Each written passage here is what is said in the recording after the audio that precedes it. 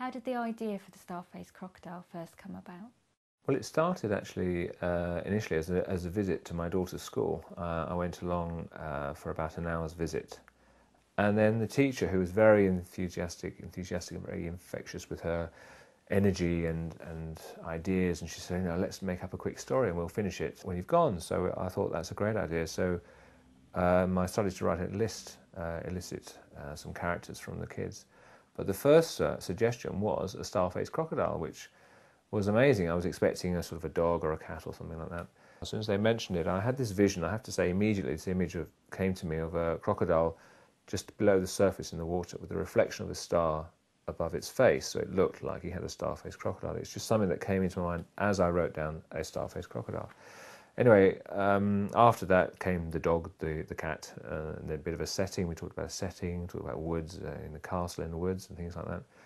And then we had this long list, and at the end of the hour, it was really interesting. And so the idea was that they would finish the story, and that was the visit.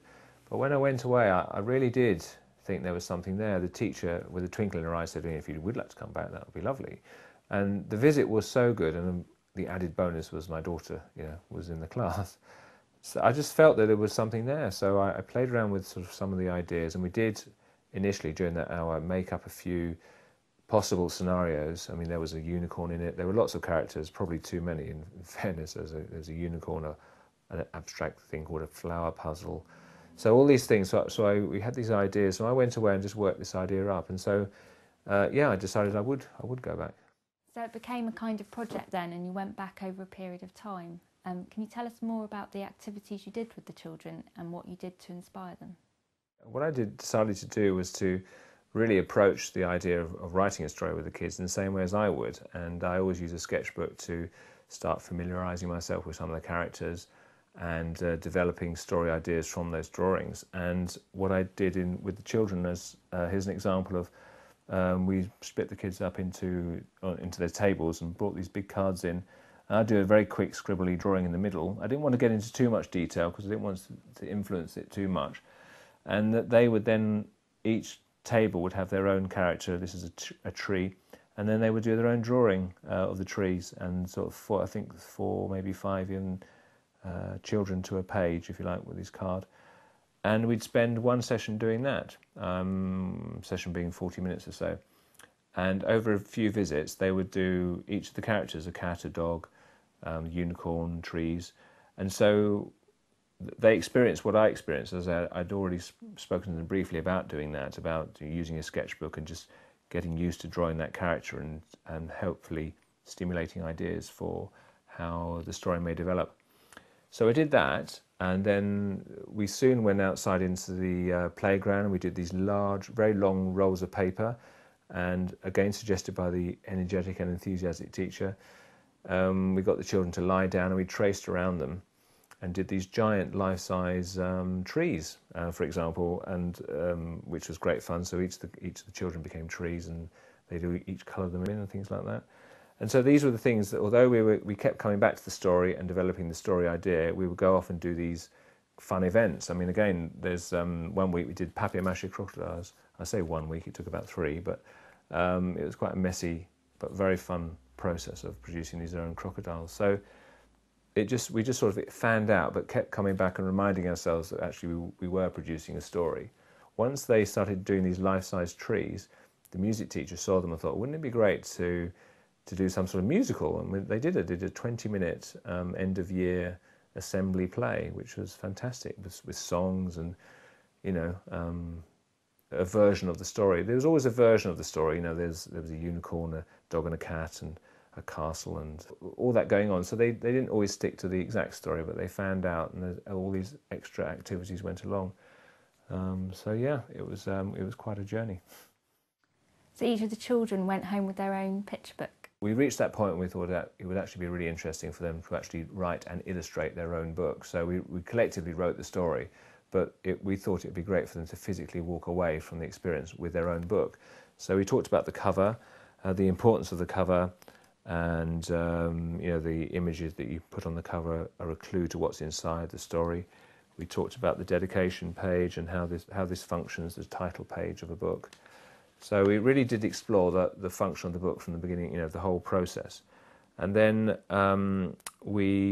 each child we broke the story down into 12 sections, which is the length of a picture book.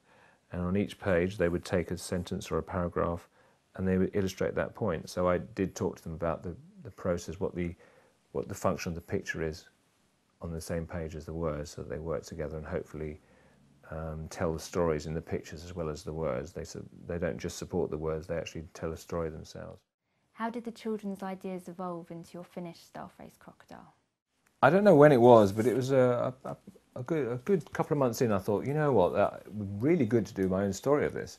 And so I decided to just break it down and just do a crocodile and a bear. And I just picked up on some themes that I think were worth developing. The theme of friendship and being yourself, and it wasn't intentional, but there was an environmental theme that was suggesting itself in the story. So I picked up those elements and developed them myself, and then produced a story on there based on that. So it's a version of the Star-faced crocodile. So it was a joint project which then had to be pared down to make it work better and be more comprehensive as a story. What did the children of St Nicholas think of the finished book? Well, they were thrilled, as I was. I think it was the whole experience was just fantastic. It really was, 3, 4, 5 months of such energy and enthusiasm and creativity, really.